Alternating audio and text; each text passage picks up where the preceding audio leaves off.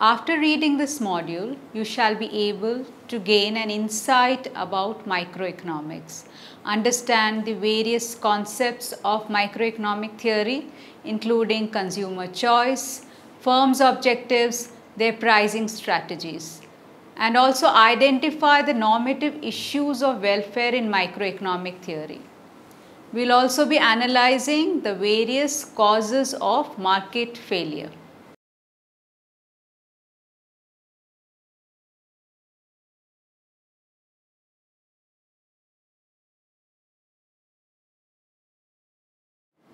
Microeconomics is the branch of economics based on the economic behavior of small economic units like consumers, firms, workers, savers, individual industries, markets, and so on. All economic decisions are ultimately made by individuals, and totality of these decisions defines the economic environment. Consumers decide how much of various goods to purchase, workers decide what jobs to take, and firms decide how many workers to hire and how much output to produce. Now, microeconomics encompasses the factors that influence these choices and the way these small decisions merge to determine the working of the entire economy. Market analysis. Now, most of the microeconomic theory involves the study of how the individual markets function. Markets refer to the interplay of all potential buyers and sellers involved in production, sale, or purchase of a particular good or service. To analyze markets, we need to focus on what factors influence the decisions of buyers and sellers. Now, various factors could have an impact, but some are clearly more important than the others. Now, price receives special attention. Prices are the result of market transactions, but they also strongly influence the behavior of buyers and sellers in every market. The analysis of buyers relies on demand curves. Supply curves depicts the behavior of sellers. Demand curve. The amount of a good that any consumer wishes to purchase depends on various factors like price of the good, price of the related goods, age, income, taste, etc. Now, a demand curve focuses on the effect of changes in price with other factors held constant. Now, according to the law of demand, ceteris paribus, the lower the price of a good, the larger the quantity consumers wish to purchase. Now, the negative slope of the demand curve, higher prices associated with lower quantities, is the graphical representation of the law of demand as given in figure 3.1a. Now, when there is a change in income, prices of related goods, or the consumer preferences that affect the quantities demanded at each possible price, it causes a shift in the demand. For example, an increase in income may lead to a rightward shift in the demand curve as depicted in figure 3.1b. The supply curve. The amount the firm offers for sale also depends on various factors such as the price of the good, state of technology, cost, productivity of inputs which are required for production, etc. The supply curve shows the quantity of goods producers will be willing to sell at alternative prices.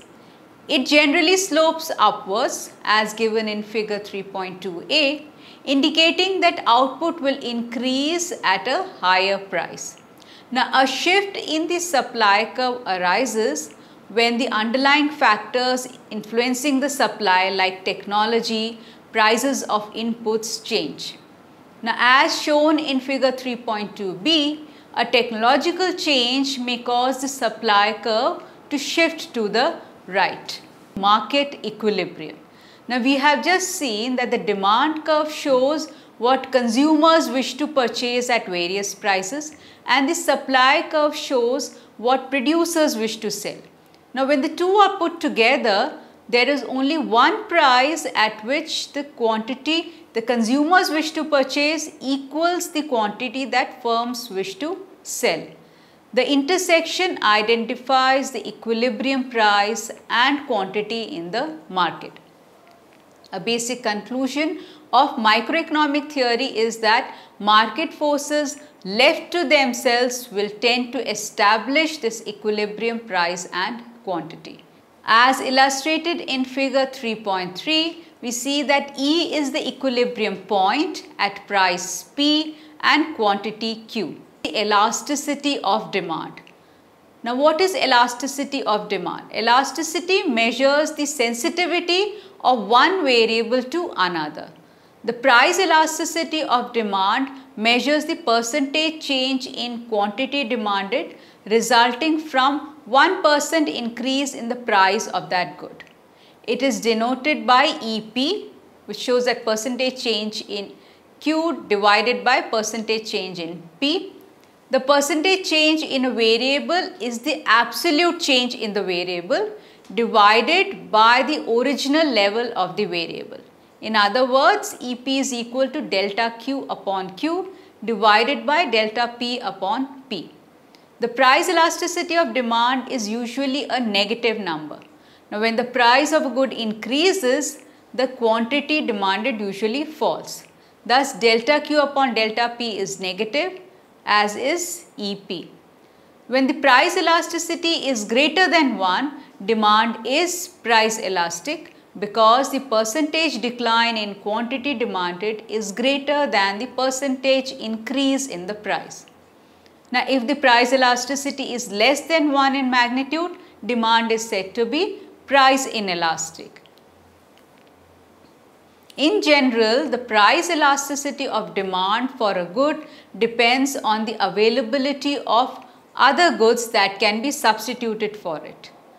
Now, when there are close substitutes, a price increase will cause the consumer to buy less of the good and more of the substitute. So, demand will then be highly price elastic. When there are no close substitutes, demand will tend to be price inelastic. Consumer behavior. The theory of consumer behavior explains the principles underlying the consumer demand. We study how consumers make consumption decisions and how their preferences and budget constraints determine their demand for various goods. Consumer preferences. The specific market baskets that consumers actually purchase depend on their preferences or taste. The theory of consumer behavior undertakes 3 basic assumptions about people's preferences for one market basket versus another. Now, these assumptions are A. Completeness, which says that preferences are assumed to be complete. That is, the consumers can compare and rank all possible baskets. Thus, for any 2 market baskets, say A and B, a consumer will prefer A to B, will prefer B to A, or will be indifferent between the 2. Now, the second assumption is transitivity, which says that preferences are transitive, implying that if a consumer prefers basket A to basket B and basket B to basket C, then the consumer also prefers basket A to C. The third assumption is more is better than less. So, goods are assumed to be desirable. So, consumers always prefer more of one good to less. So, in addition, consumers are never satisfied or satiated. More is always better. These 3 assumptions form the basis of the consumer theory. They impose a degree of rationality and reasonableness on the consumer preferences. Now, the consumer preferences can be graphically illustrated through what are called indifference curves. An indifference curve represents all combinations of market baskets that provide a consumer with the same level of satisfaction, which is given in figure 4.1. It is downward sloping, convex to the origin, given the diminishing marginal rate of substitution between any two goods. A utility function measure that assigns a level of utility to individual market baskets can be represented by a set of indifference curves. Now, as we see in the figure 4.1, there are three indifference curves with different utility levels. So, U3 is greater than U2, which is greater than U1, and these indifference curves are associated with a particular utility function, budget constraint. So, we have focused on the first element of consumer theory, which is consumer preferences. Now, the second element, budget constraint, is what the consumers face as a result of their limited incomes. The budget line indicates all combination of goods for which the total amount of money is equal to income. Now, let's consider two goods X and Y. Now, given the consumer's income as M and prices of the two goods as Px and Py respectively, the budget line represents the following budget constraint, which is given as Pxx plus Pyy is equal to M. The budget line, as represented in figure 4.2, is a downward sloping straight line with a constant negative slope, which is equal to the price ratio, that is Px upon Py. The magnitude of the slope tells us the rate at which the two goods can be substituted for each other without changing the total amount of money spent. Consumers' choice of different goods can be determined. It is assumed that the consumers make this choice in a rational way. That is, they choose goods to maximize their satisfaction given the limited budget available to them. The maximizing market basket must satisfy two conditions. It must be located on the budget line and it must give the consumer the most preferred combination of goods and services. Now, as illustrated in figure 4.3, the consumers maximizes the satisfaction by choosing point E. This point is the consumer's equilibrium point. At this point, the budget line and the indifference curve U2 are tangent to each other and no higher level of satisfaction like point D can be attained. At E, the equilibrium point, the marginal rate of substitution between the two goods equals the price ratio. At C, however, because MRS is greater than the price ratio, satisfaction is not maximized. Thus, at the consumer's equilibrium, MRS is equal to Px upon Py. Objectives of the firm. The theory of the firm focuses on the supply side of the market. It examines the behavior of producers, how firms can produce efficiently, and how their cost of production change with change in both input prices and the level of output. Production function. The production function summarizes the characteristics of existing technology. It is a relationship between inputs and output. It identifies the maximum quantity of a commodity that can be produced per time period by each specific combination of inputs. It is denoted as Q is equal to FKL, where Q is the output, K is the units of capital, and L is the units of labor used in the production of Q. The production function is illustrated in figure 5.1. This curve shows a relationship between Q and L for given K. As labor increases, ceteris paribus output increases. The slope of this total product curve is the marginal product of labor. The marginal product of labor is defined as the change in output resulting from change in labor, keeping all other factors constant. Correspondingly, average product is the total output per unit of labor. So, thus we can say that MPL is equal to del Q upon del L and APL is equal to Q upon L. Now, as given in figure 5.1, average and marginal product increase at low levels of employment of labor. They reach a maximum and then decline. Also, when the marginal product is greater than the average product is increasing, and when marginal product is less than average product, the average product is decreasing. They both are equal when average product is at its maximum. The relationship between the total product curve and the marginal product is also important. Now, as long as marginal product is positive, total product will continue to rise and vice versa. So, when marginal product is 0, total product reaches its maximum. Now, the shape of these curves reflect what is called the law of variable proportions. The law states that as the amount of some input is increased in equal increments while technology and other inputs are held constant, the resulting increments in output will decrease beyond some point. Cost of production. Now, a firm's costs are determined by its production function. The law of variable proportion determines the way the variable cost varies with output.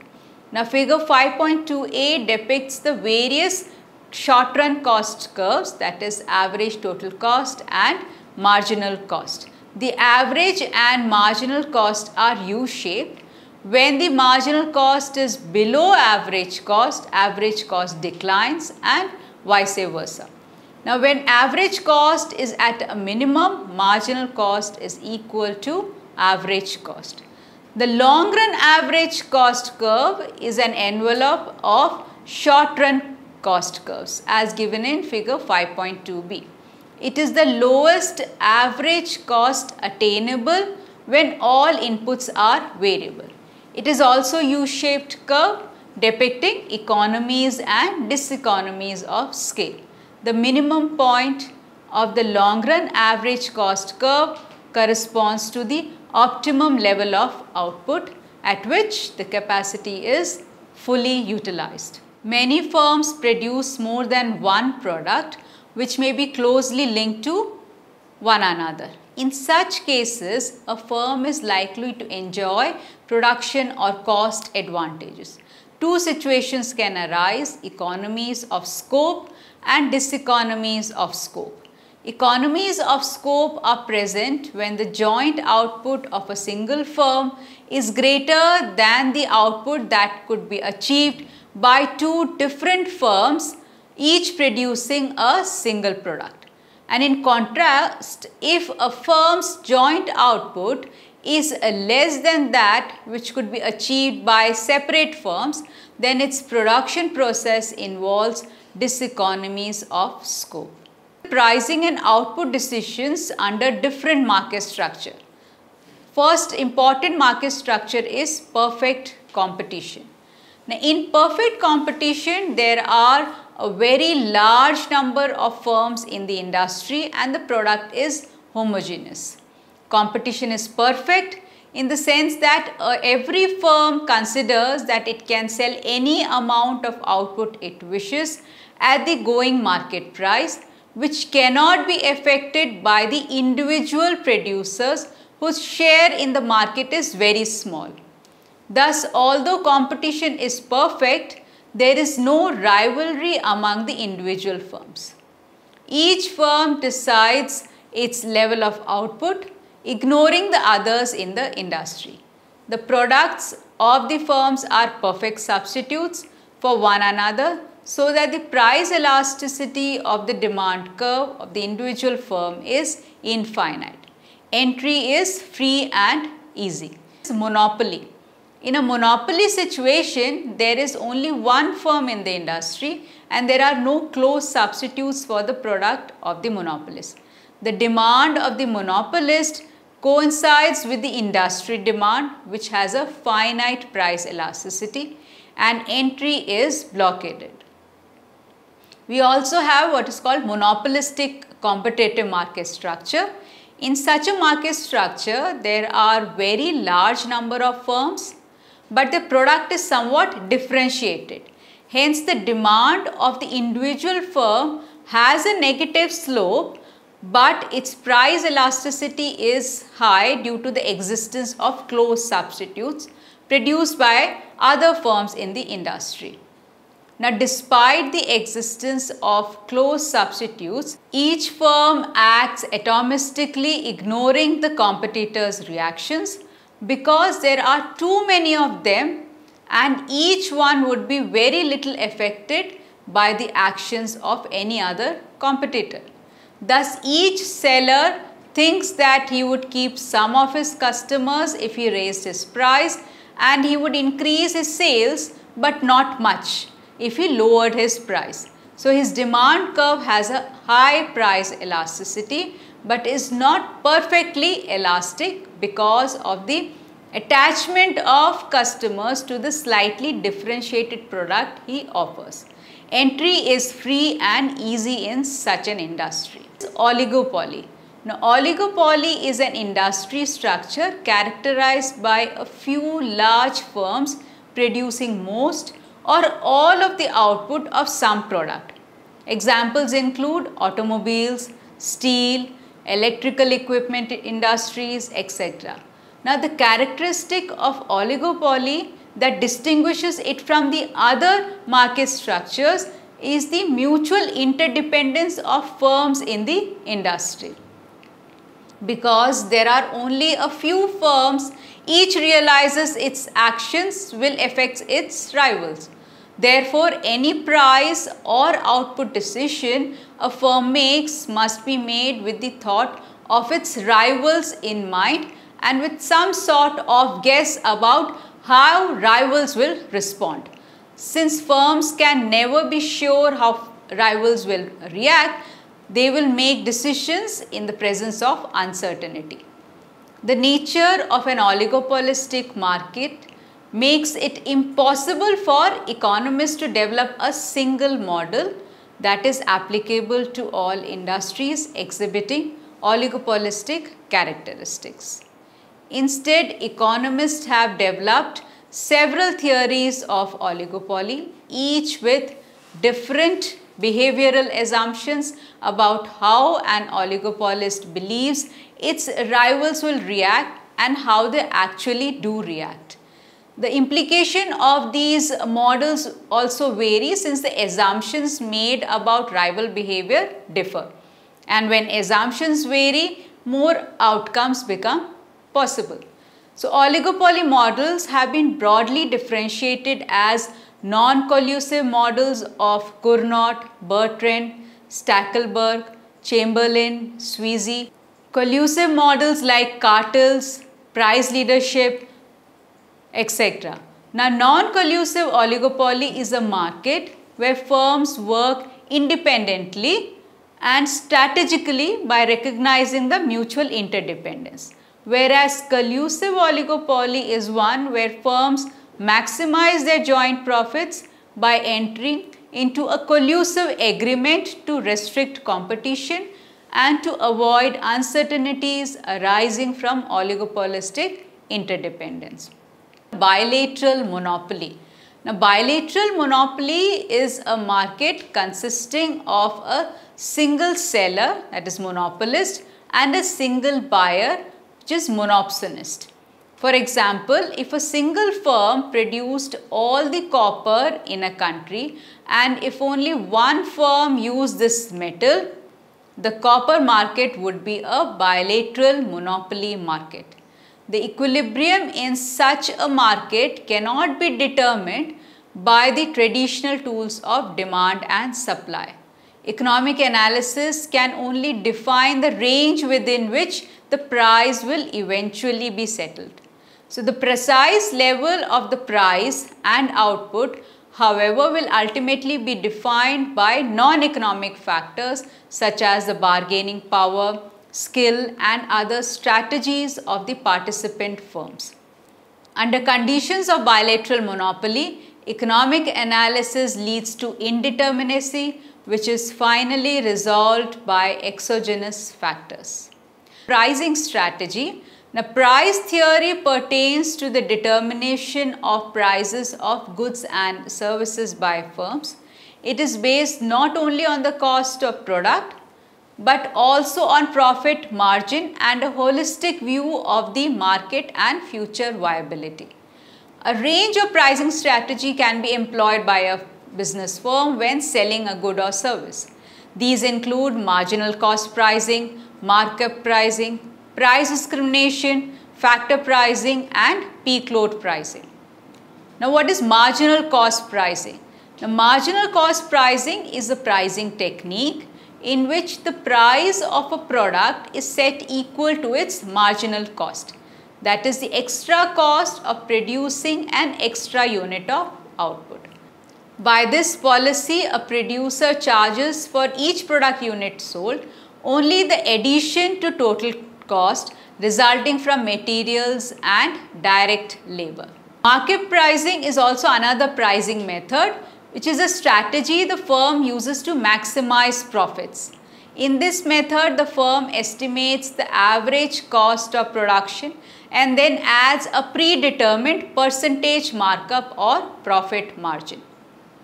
Now, price discrimination is a pricing technique which is unique to monopoly market structure. Here, the firm charges different prices to different groups of buyers for identical or similar goods or services. It exists when a firm has market power and can prevent or limit arbitrage, and when consumers differ in their demands for a given good or service. Factor pricing theory is concerned with the evaluation of the services of the factors of production. It deals with the determination of the prices of 4 factors of production: land, labor, capital and entrepreneur. Peak load pricing. It is a method of pricing in which at the time of peak demand prices rise to balance demand and supply. Such a pricing strategy is an attempt to shift demand to accommodate supply. Pricing higher when demand is at its peak will balance out the supply and demand so that there is no shortage on either end. Welfare economics and market failure. Now, microeconomic theory also deals with normative issues, which is studied as a separate branch, that is welfare economics. Now, welfare economics deals with the way various economic arrangements affect the welfare or well-being of all the members of the society. There are 2 fundamental theories of welfare economics. The first welfare theorem states that the equilibrium in a set of competitive markets is Pareto efficient.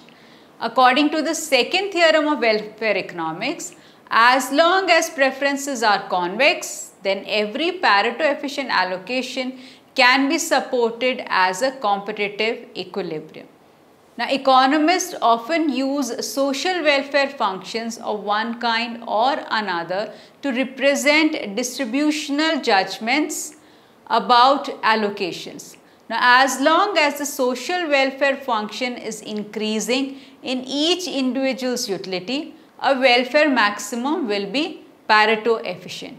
Furthermore, every Pareto efficient allocation can be thought of as maximizing some social welfare function. Market failure. Now, in some situations, even competitive markets are not capable of producing efficient outcomes. There may exist another plausible outcome where a person in the market can be made better off without making someone worse off. Such a situation is described as market failure. Market failure arises when freely functioning markets are unable to provide an efficient allocation of resources. This is because there is a divergence between private benefits and social benefits that arises from carrying out a particular activity. Some important causes of market failure are the presence of externalities, public goods and imperfect information. Now externalities. Now what are externalities? Externalities are the harmful or beneficial effects of activities that are borne by people who are not directly involved in market exchanges. If externalities are present, the outcome of a competitive market is unlikely to be Pareto efficient. However, government intervention and the legal system can ensure that property rights are well defined so that efficiency enhancing trades can be made. If preferences are quasi-linear, the efficient amount of consumption externality will be independent of the assignment of property rights. Cures for production externalities include the use of Pigovian taxes, setting up a market for the externality, or allowing firms to merge. Public goods. Now what are these goods? Public goods are the goods which are non-rival and non-excludable in nature. They are goods for which everyone must consume the same amount, such as national defense, air pollution, etc. The free rider problem is associated with these types of goods, which refers to the temptation of individuals to let others provide the public goods. So in general, purely individualistic mechanisms will not generate the optimal amount of a public good because of this free rider problem. Various collective decision methods have been proposed to determine the supply of a public good. Now such methods include the command mechanism, voting, and Vickrey-Clark Group's auction mechanism. Asymmetric information. Now markets fail to perform when there is asymmetric information, which is a situation where one side in a transaction has more information than the other side. It can arise from a hidden action, an action that one side can take but cannot be observed by the other side. Now in case of hidden actions, it is likely that the more informed side will indulge in wrong actions, leading to the problem of moral hazard. In the presence of moral hazard, the more informed side or the insured person tends to undertake low levels of preventive care, leading to inefficiency in pricing. Now to cope up with the problem of moral hazard, insurance companies carry out different practices in the form of co-insurance and deductible. This helps in reducing the intensity of moral hazard. Now the asymmetry in information can also arise from hidden characteristics, wherein one party knows some characteristics which the other party would like to know but does not know. Hidden characteristics lead to situations where the type of agents is not observable, so that one side of a market has to guess the type or the quality of a product based on the behavior of the other side of the market. This leads to the problem of adverse selection. In markets involving adverse selection, too little trade may take place. A buyer of a car gets to trade with sellers of bad cars only. A health insurance company gets to trade with only unwell people. In such situations, the informed party looks for indicators of hidden characteristics called signals and often uses a screening device to differentiate customers according to their willingness to pay. Now let us summarize whatever has been covered in this module. Now microeconomics is a branch of economics that studies the behavior of individuals and small economic units in making decisions on the allocation of limited resources. It involves the study of how individual markets function. Markets refer to the interplay of all potential buyers and sellers involved in production, sale, or purchase of a particular good or service. Microeconomic theory examines how these decisions and behavior affect the supply and demand for goods and services, which determine prices, and how prices in turn determine the quantity supplied and quantity demanded of goods and services. The theory of consumer behavior explains the principles underlying the consumer demand. It examines how consumers make consumption decisions and how their preferences and budget constraints determine their demand for various goods. The theory of the firm focuses on the supply side of the market. It studies the behavior of the producers, how firms can produce efficiently, and how their cost of production change with changes in both input prices and the level of output. A range of pricing strategies are also employed by a business firm when selling a good or service. These include marginal cost pricing, markup pricing, peak load pricing, price discrimination, and factor pricing. Now, microeconomic theory also deals with normative issues, which is studied as a separate branch, that is welfare economics. It deals with the way various economic arrangements affect the welfare or well-being of all members of the society.